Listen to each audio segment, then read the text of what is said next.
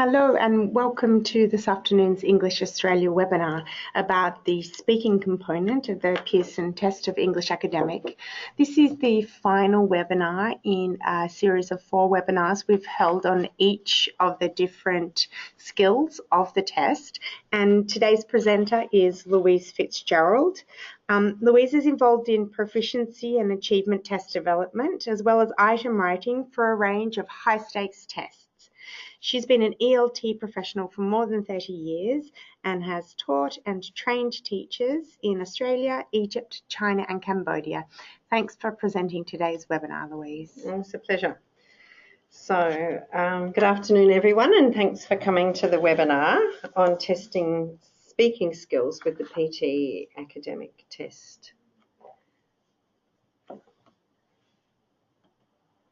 Okay, so this webinar includes some general information about the test, a short introduction to the 20 item types used in the PTE Academic test, and then a focus on the items which test speaking as either a single skill or integrated skill with either listening, writing or reading skills. There will also be some tips for helping students prepare for the Pearson test of English Academic, and there'll be time for some questions at the end. First, I'll give you some general information about the PTE Academic test, and then we'll go on to the speaking part, which is the focus of this webinar.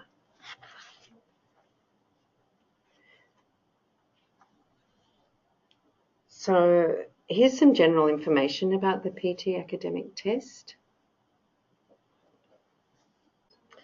Okay, have a look at number 2, automated scoring. It provides consistent scoring globally so that a test taker in Beijing or Brisbane will have the same scoring machine. It also gives speedy return of results, with 85% of test takers' results returned within 2 days. It also moves any possible benefit or otherwise from the halo effect. It removes the effect of one skill contaminating the others. For example, a test taker with good fluency may impress an examiner with their ability to keep speaking without hesitations and repetitions to develop topics well, but their vocabulary and grammar may not be at the same level. This can lead to examiners who could think that the overall speaking skills are higher than they actually are and give a higher score for speaking than would be correct. This can also happen with a writer with very poor handwriting or inconsistent spelling. This can affect a human examiner's opinion of the other writing skills and drag the score down.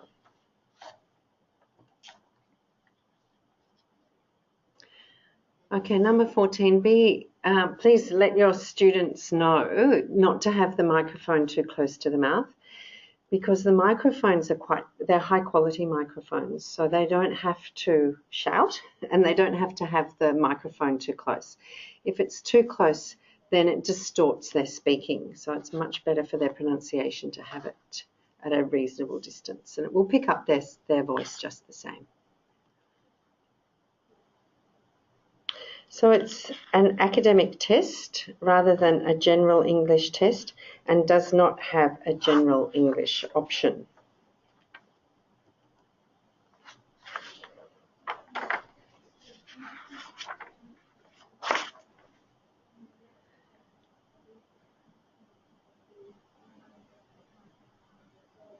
Okay, so that's about fluency and pronunciation.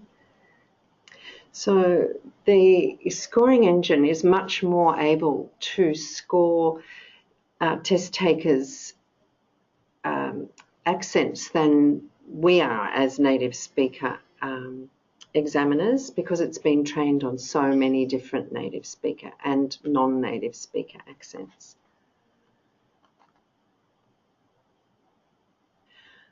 Okay, we'll go into the timing and I'll show you the next button. And the microphone closes automatically after 3 seconds if the test taker remains silent to test real-time language processing. And we'll look at that again as well.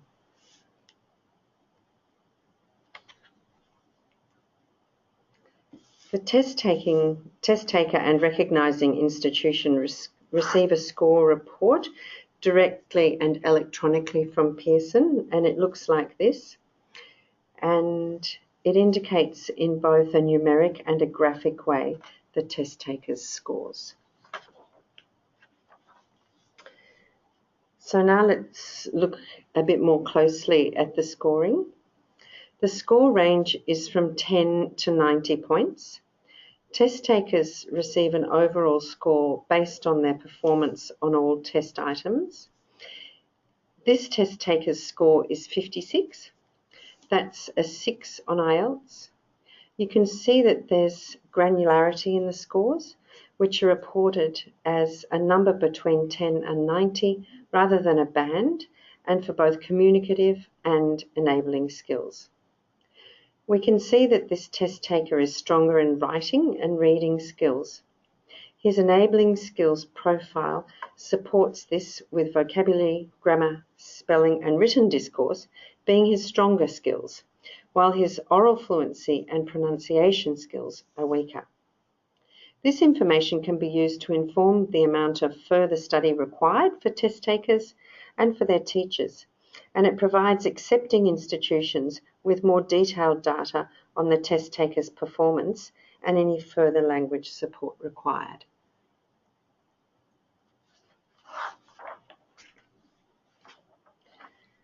So for detail on how each item is scored, go to the score guide. There are scored sample items in the score guide too, and these can help you get a really good fix on the scoring. It's downloadable and free from the PTE Academic website, and you can see the URL on the slide. Beware if you want to print it out, it's 75 pages long.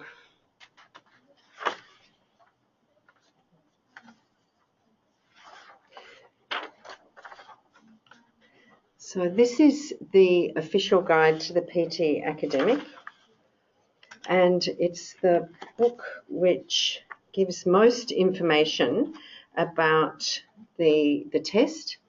It's got test items in there which have been scored, and it has really a lot of detail about the test. So it's about $65 and available in quite a few bookshops. Now let's look at the structure and the content of the test. The PTE Academic consists of 3 main parts. Each section is individually timed, and this table shows the test structure. There's an administrative part to the test at the beginning, in which the test taker goes through a sound and microphone check and is reminded of the non-disclosure agreement that they've signed. The personal introduction is not scored. It's a 35-second sound file which is sent with the score report to the institutions the test taker chooses. The institution can use it to verify the test taker's identity or go to get to know a little bit about the candidate. It's very worthwhile for teachers to help their students prepare their students for this introduction, as it gets them off to a confident start and can give a good impression, which could be helpful to their future. The break is optional, although I'd recommend it, as after a couple of hours of testing, a break's always helpful. Test takers don't have access to their belongings during the break, except for any necessary medication. On returning to the test room, they have their palms scanned before they return to their seat. And if they don't return within the allotted 10 minutes, the extra time is taken from the listening part of the test. So it's very important that they keep their break short. And here are the 20 item types in the test. The speaking and writing, which are tested in one part, then the reading and the listening. And the ones in blue are the ones we're going to be dealing with today, which are the speaking items. Of the 20 item types, 11 are integrated skills tasks. The ones in blue test speaking, and there are 5 of them in total. Now we'll have a look at the test to see the 5 speaking item types. I'll give you some examples of prompts and test taker responses, and we'll have a look at some tips to help test takers do well on the test. So here are the speaking skills required by the test.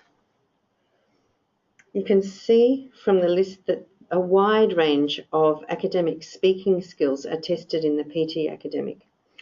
Of course, not all these skills are scored for each speaking item type, but they are all required to successfully complete the speaking part of the test. And they are the speaking skills we teach our students on our EAP courses. Here's part 1, which tests speaking and writing skills. Test takers have between 77 and 93 minutes to complete this part of the test, and between 30 and 35 minutes for the speaking part. You can see the 5 item types in the speaking section and the 2 item types in the writing section here. The first item, read aloud, is an integrated skills item type and tests reading and speaking.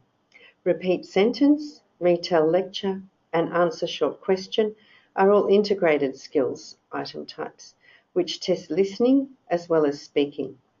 Describe image is the only non-integrated speaking skill item type on the test, and we'll have a look at them all in a bit more detail now. Here's a bit more information on the speaking item types.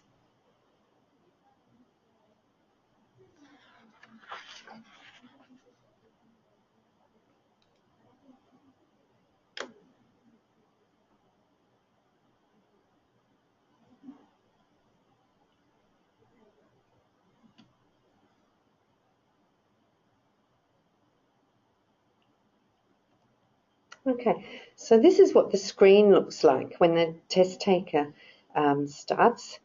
The test taker's name is at the top, the time remaining is in the top right-hand side, and the item number with the total number of items in that part. So we can see that there are 34 minutes and 58 seconds left on the speaking part of the test, and it's the first of 42 items that this test taker will have in the speaking part. Under the red band are the instructions for the item, and in the middle is the recording status box, which lets the test taker know how long they have before the microphone opens and they need to start speaking. When the microphone opens, it will count down with the bar, which will move from left to right, showing how long they have to complete their response. The prompt is below the recording status box, and the next button is in the bottom right-hand corner. Once the test taker has finished the task, they need to push on by clicking on the next button in the bottom right-hand corner.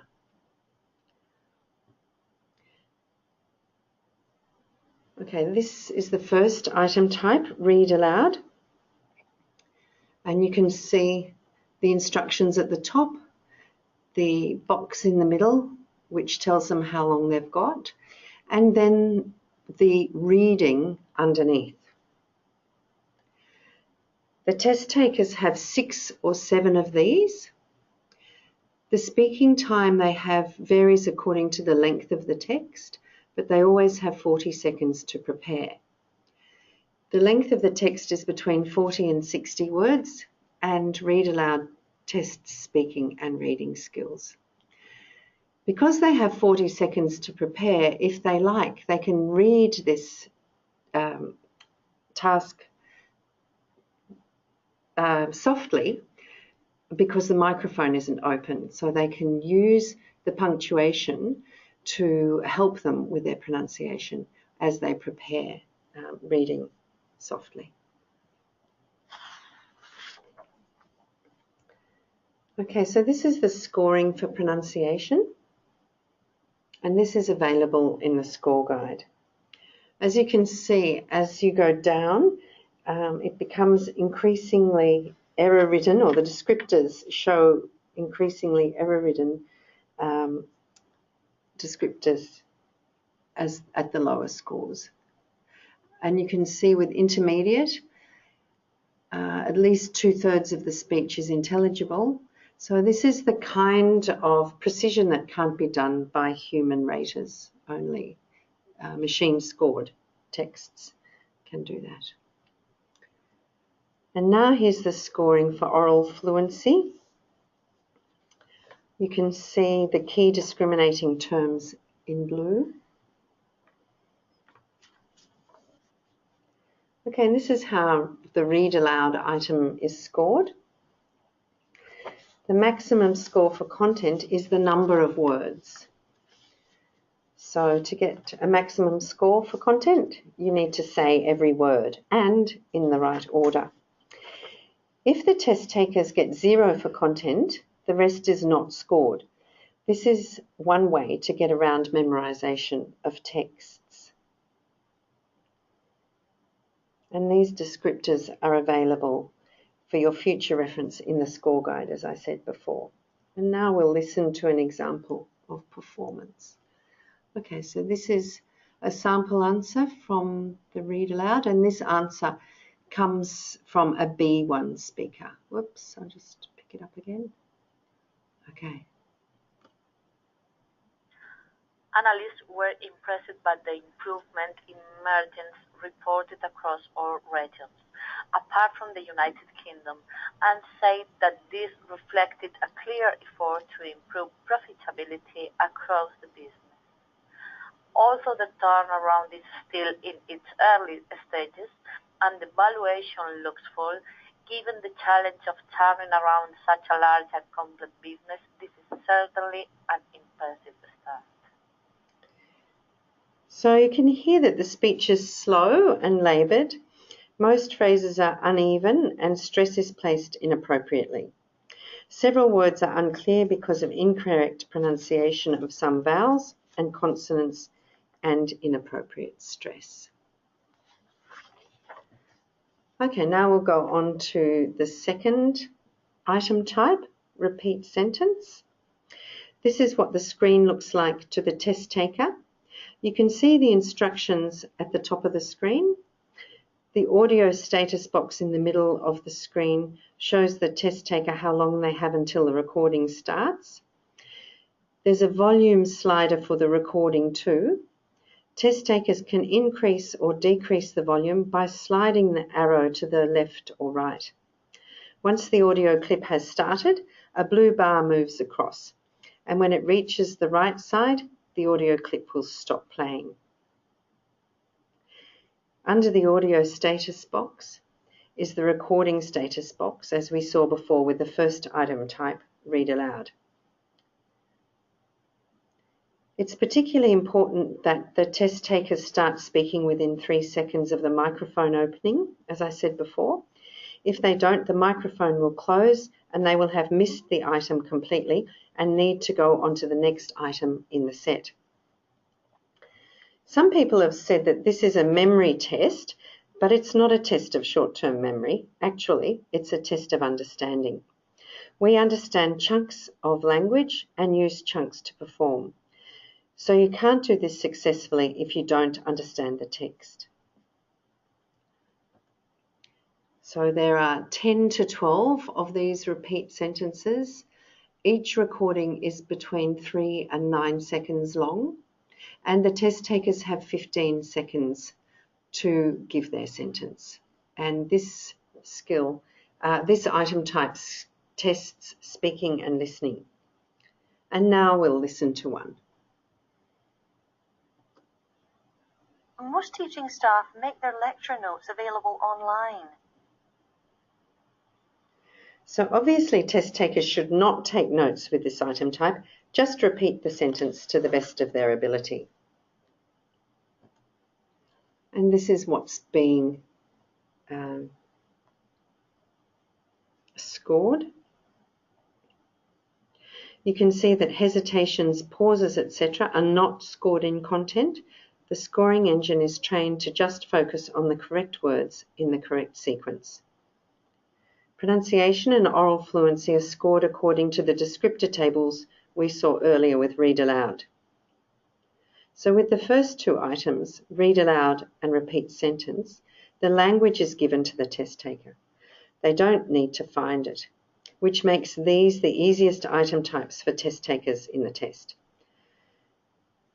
So the test takers get into the test with these two relatively easy item types, and after this they become more demanding, as the test takers have to supply the language. Okay, and now let's listen to a repeat sentence. Whoops.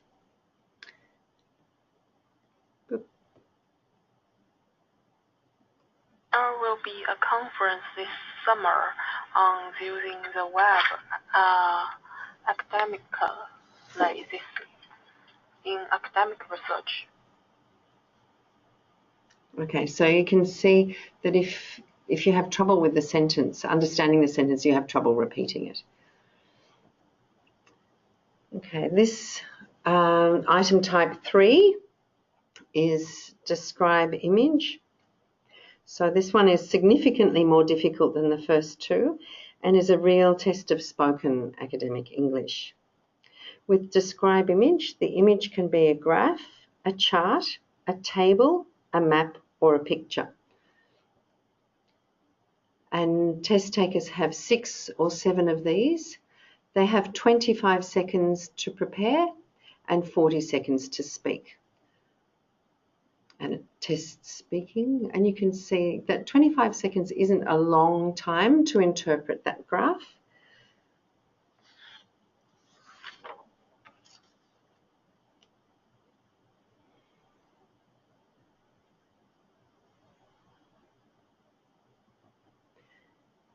Okay, this is the first item type where rating depends on linguistic decisions made by the test taker. It's not just saying the words given to them.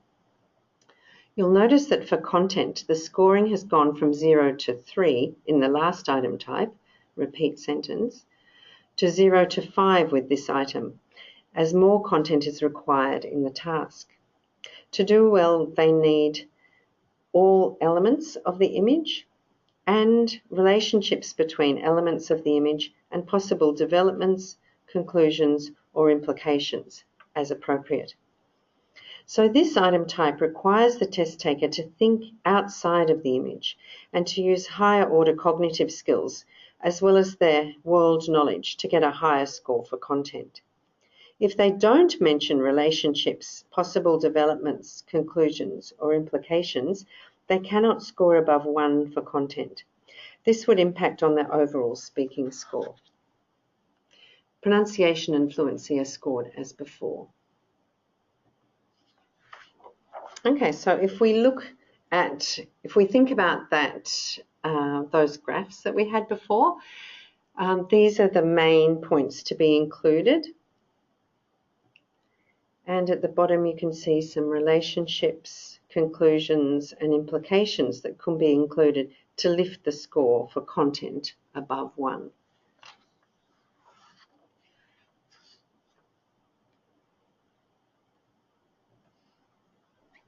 Okay, now let's listen to a native speaker's test taker response. I'll play the response for you. The percentage of people in Sydney Southwest that had benefit recipients of health area in Sydney were 73.3% and 7.0%, compared to the area in southeastern Sydney and Awala, where 64.9% got age pension and 6.2% got disability pension. Okay, so he got off to a pretty weak start, but improved as he went along. He missed the age and disability pension for Sydney Southwest, and he didn't include the all-important possible developments, conclusions, or implications. So here's a C1, and here's the comment that was given by the scorers.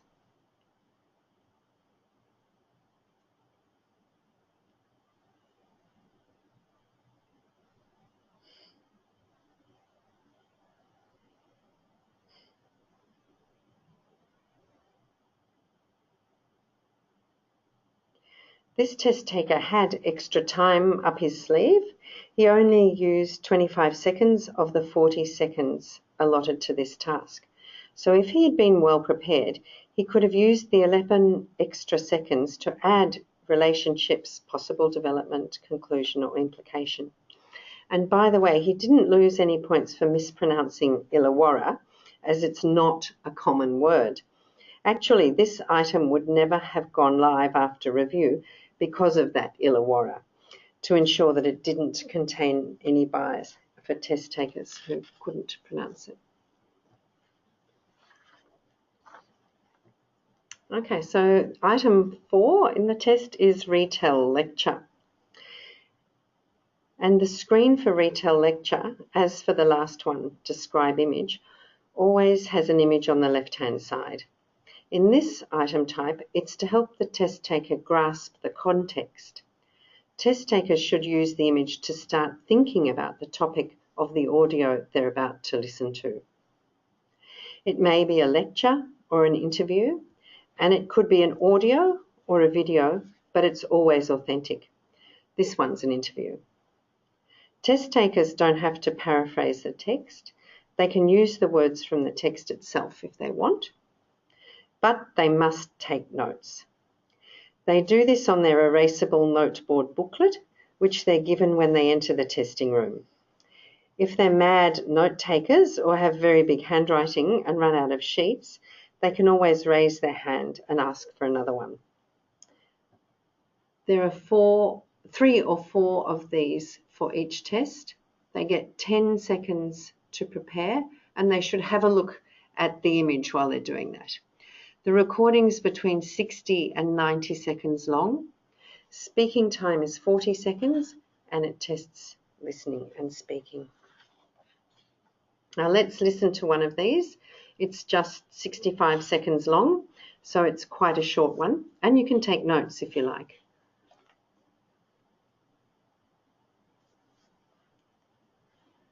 In an article that you wrote that I just read, you said you wished you could take everyone back to decades ago to look at the Florida Keys.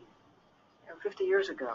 Think about how much change has taken place in that short period of time. We have managed to consume on the order of 90% of the big fish in the ocean, the tunas, the swordfish, the sharks. They're mostly gone. Until recently, people have had the belief that there isn't much we puny human beings could do to change the nature of the ocean, but in fact we have, not just because of what we've been taking out and the destructive means often applied to take fish and other creatures from the sea, but also what we're putting into the sea, either directly or what we put into the atmosphere that falls back into the sea. So if you were going to give a grade on the health of the oceans today, what would it be? Well, it depends on which aspect. Across the board, the oceans are in trouble. It's hard for me to assign a specific grade, maybe C-. Okay, so if you didn't take notes, there's no way that you could retell that lecture in 40 seconds. And this is how it's scored. Note that the descriptor for content has key terms that describe the degree to which the response captures the essential features of the lecture.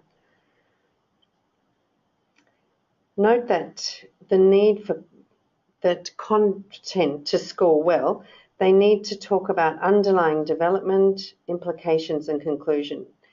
Again, higher level cognitive skills. And now let's listen to a B2 test taker. Here's the response to the prompt we just heard.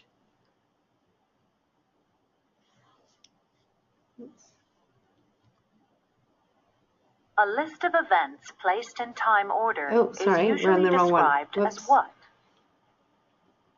I'll just go back, sorry. It has been a large change for our environment in the past 50 years, and we can see that from the fish resources of our oceans. In 50 years time, there are only 10% fish resources remaining in the oceans, and what people are doing is caused more problem of the ocean, so the ocean is in trouble. So, while the response includes some main points and a conclusion, other key information is omitted. Fluency is negatively infected by staccato speech, numerous hesitations and false starts, and minor pronunciation errors do not affect understanding. Language use is weak, grammar and vocabulary errors are present, and word choice is repetitive. This response lasts for 36 seconds, so it's a B2. Okay, and the last of the speaking items is answer short question. This item relies on the test taker's ability to use real-time language processing again.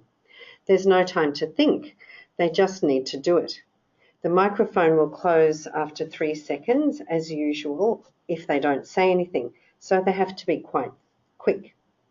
There's a range of questions. The easier ones come first, and they get progressively harder towards the end of the set, but the test taker can always answer the question in their own language.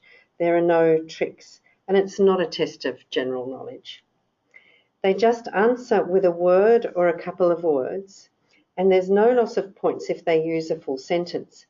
The scoring engine's just looking for the word or words, and it will capture those even if they give it in a full sentence. So let's listen to one. There are a couple of answers acceptable, so let's listen. A list of events placed in time order is usually described as what? Okay, so the acceptable answers are a chronology or a timeline, and unacceptable answers are history, schedule, order, time, story, book, news, etc. So they get 10 to 12 of these. The recording length is very short, between 3 and 9 seconds, and they have 10 seconds to say their answer. Actually, if they just say the word, they can hit next and save some time for the next items. And this skill tests listening and speaking. Okay. It's scored on vocabulary. If the word choice in the response is appropriate, test takers score 1 point. If the word choice is inappropriate, they score 0. The items are designed to elicit one or just a couple of words.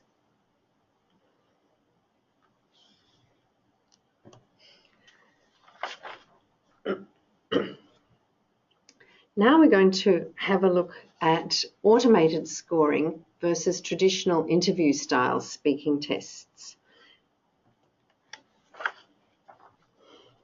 And we're going to listen to Dr. Alistair Van Moore, who was the Director of Test Development at Pearson. And this is one of many YouTube videos on the Pearson PTE channel which explain various aspects of the test. And you can see the URL for the Pearson Academic channel at the bottom of the screen. In this video, Alistair talks about how the Versant test deals with speaking in quite a similar way as tests designed for interview-style testing situations.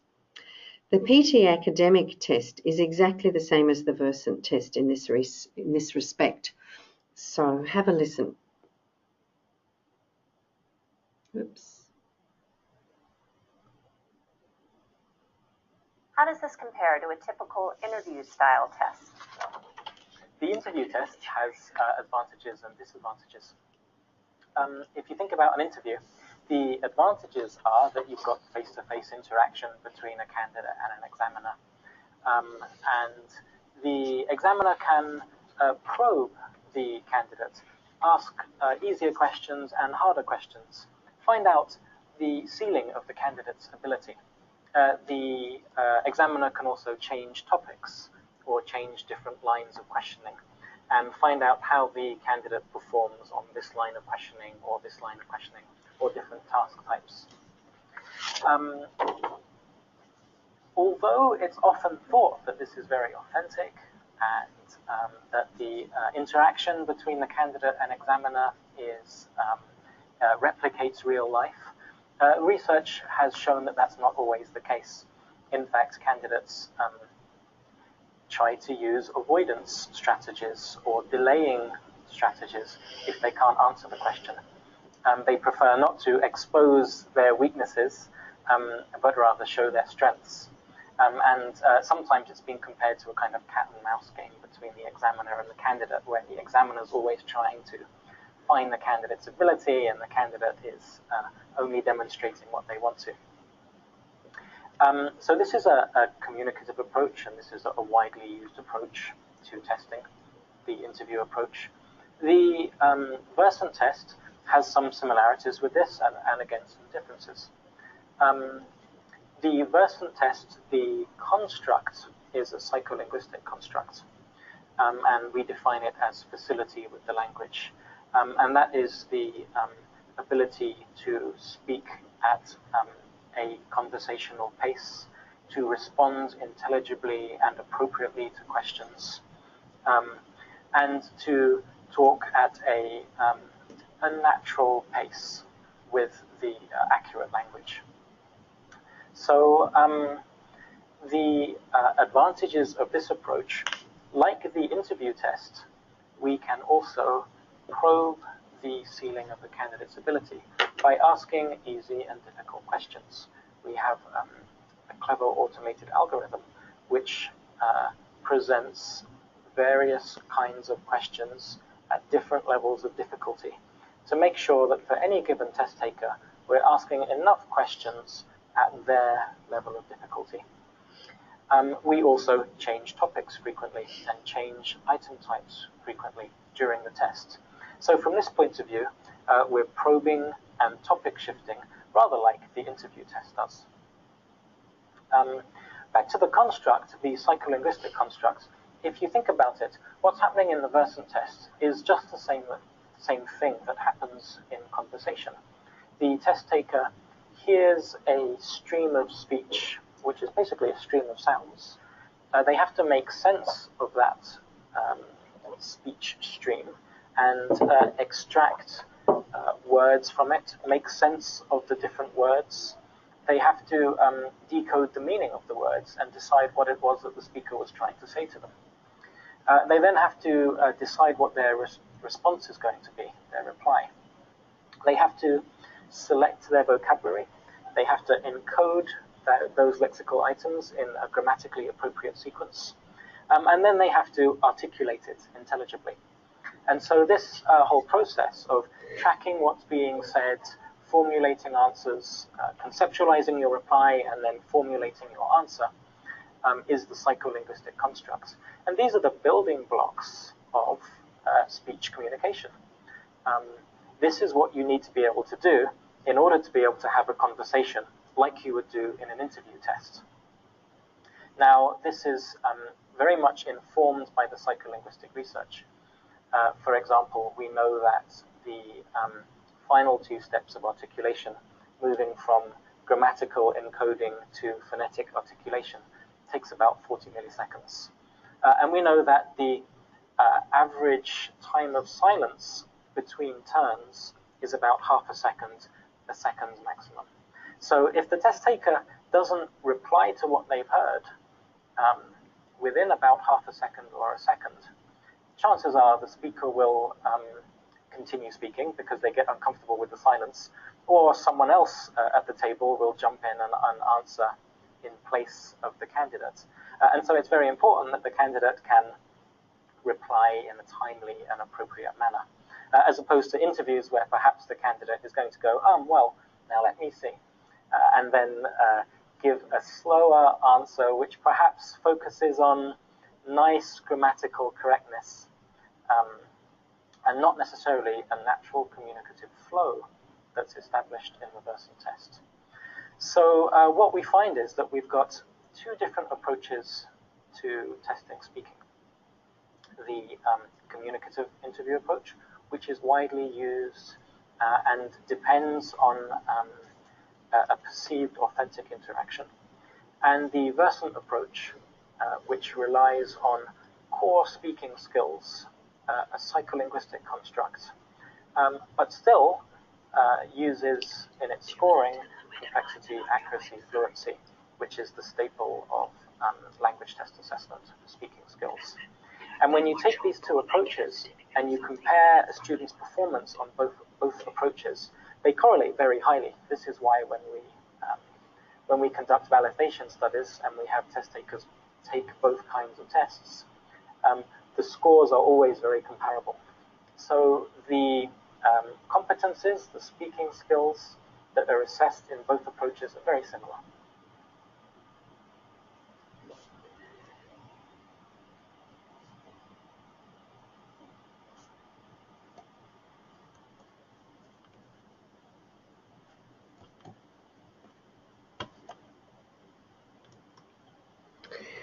Okay, so if you're interested in more detail about the speaking part of the test and actually the writing part and how they're scored, there are lots of YouTube videos on the Pearson YouTube channel, and you can listen and watch and gain some really deep insights into the test that way. Okay, so now it's time for some questions. Have we got any questions before we finish the webinar?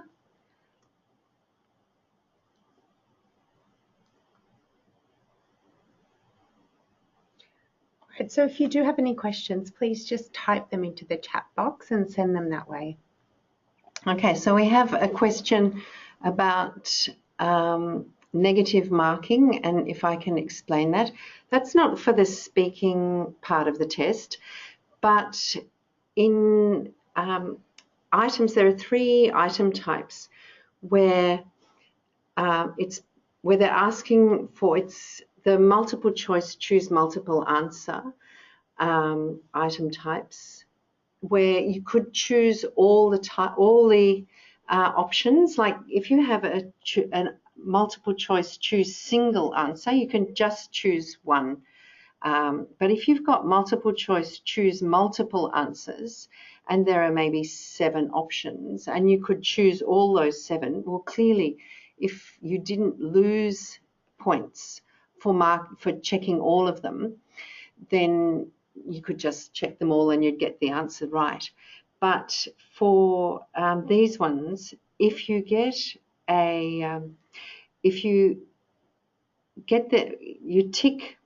the correct option, obviously you get a point, but if you check an incorrect option, you lose a point.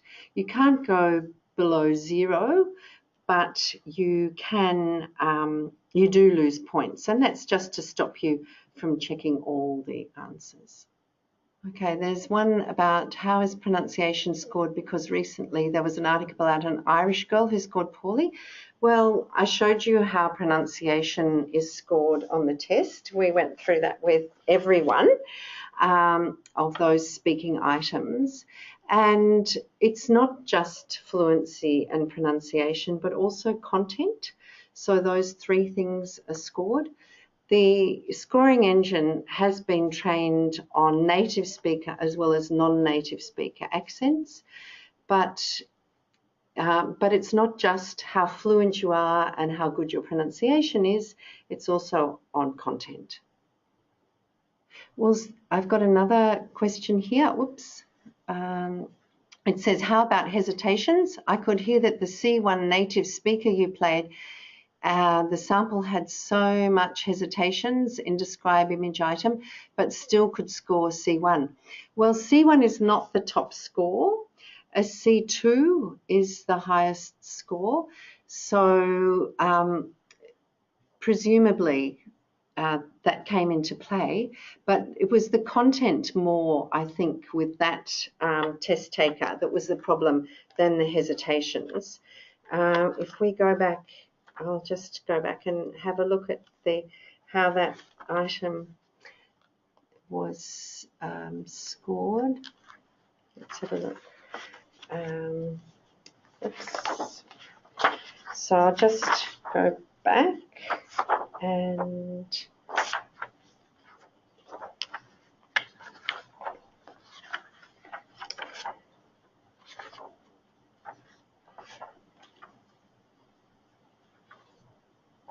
it was the fact that there were none of the relationships, conclusions and implications included in that, and therefore that test taker could not score above 1 for content.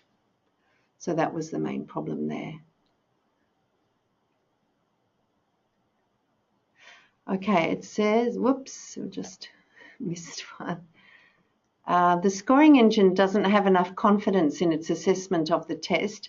It's sent to human assessors. How often does this happen? Okay, that's a good question. So this happens 3% of the time. So the scoring engine is confident of about 97% of all the tests that come its way. About 3% are sent to human raters, and this is because they're unusual or maybe off topic. And then it goes to 2 human raters, and if they don't agree, it goes to a senior rater. And it says, can we take notes and prepare our answer in describe image section? Yes, yes you can. In fact, you should do that. There's not much time, but you should do that on the erasable noteboard booklet that you're given when you enter. There's not much time to do that, but still it would be worthwhile taking notes, definitely.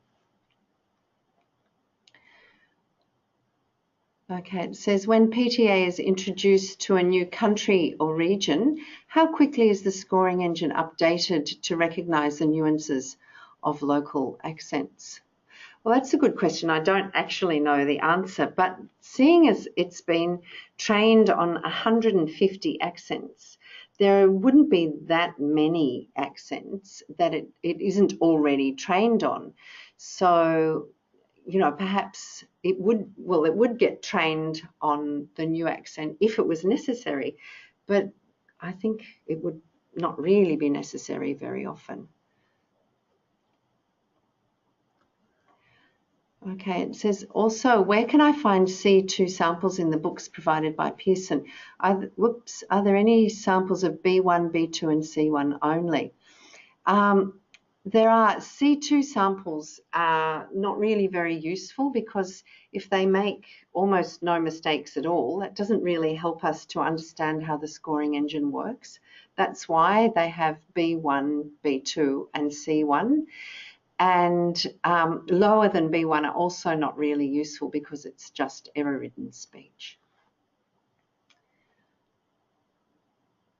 It says, what kind of accents are used in retail lecture, for example? There's a wide variety of accents which are used. These are all authentic, so it's whatever accent is in the authentic piece of speaking that's used as a prompt for the item. So it could be Australian. There are item writer teams in the USA, Australia, the UK and Hong Kong. So they choose their authentic clips from, you know, whatever they like. And as long as they're easily understood and quite clear speech, there would be no reason why they couldn't go live.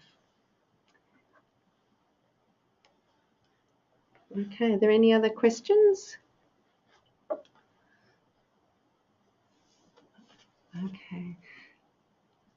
Okay, it says, does the Pearson system really have difficulty recognise female speaker tones?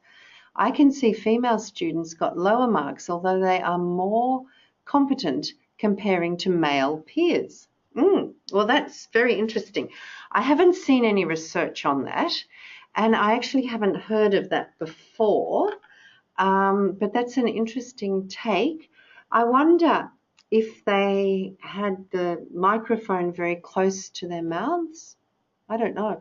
I think that's the biggest tip with speaking, not to have the microphone too close to your mouth because fricatives and plosives distort when the microphone's very close.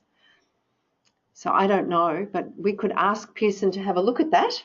I think that would be worthwhile having a look at.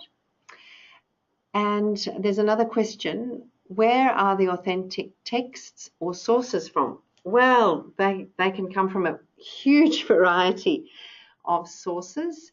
They're often from podcasts or interviews like we heard, or a variety of recorded material, and that's from around the world, and it's not just limited to where those item writer groups are, so it could be from anywhere.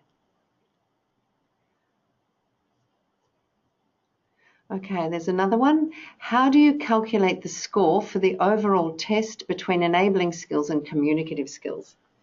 Well, that's the algorithm that does that, and I have no insight into how the algorithm is working, so I don't know that. But obviously, it's weighted. All the answers to the items are weighted, and some items would have a heavier weighting or a stronger weighting than others. But I don't know how the algorithms work. I'm sorry. And I'm sure that that's information that's proprietary to Pearson, so I don't know. Okay, so I'll ask Pearson to follow up that the female versus male voices. That's a really interesting thing. And Pearson do a lot of research into their test, so I'll ask them to follow that up for you. And if someone had questions like that about the test, is there a way they can do that directly? Oh, they can, yes. I mean, if they feel that their test hasn't been scored correctly, or they have, they don't have confidence in that, then they can ask for a rescore, or they can ask for their test to be looked at. And that's quite common. If somebody wants that to be done, it can be done. And you can have a look on the website how to do that. But I'll ask Pearson to follow up with that.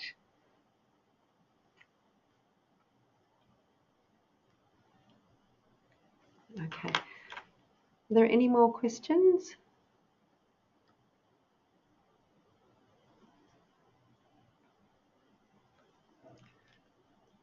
No?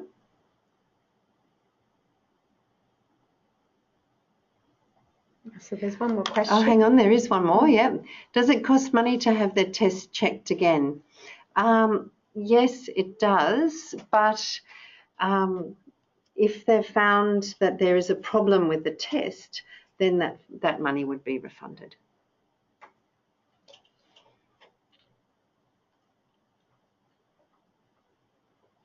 Okay. I think the questions have stopped coming through now. Is there anything else you'd like to comment on, Louise? Maybe you could just tell everyone where they can find these 4 webinars on the Pearson test. Yeah, so everybody who has attended today's session will be emailed a statement of attendance and also a link to the recording of today's webinar so that you can view it again. On the English Australia webinar, there's a set of, on the English Australia website, I should say, there's a set of 4 webinars which Louise has conducted for the Pearson Test of English on the 4 different skills, so reading, writing, listening and speaking. And they're open access, so if you would like to access those other webinars, please go to our website at www.englishaustralia.com.au. You can click on colleges, and in there you'll find a link to past webinar recordings. So if you are keen to hear more, then please visit the website. Thanks. Yeah. Okay. I'd just like to thank Louise before she finishes off for presenting today's webinars and the rest of the series as well. It's always very insightful to hear from somebody who knows the test so well and can explain those elements to us. Also, thank you to the Pearson Test of English Academic for partnering with us to host these webinars. Thank you. Yeah, and thanks everyone for attending. Yes, thank you very much. Okay, bye.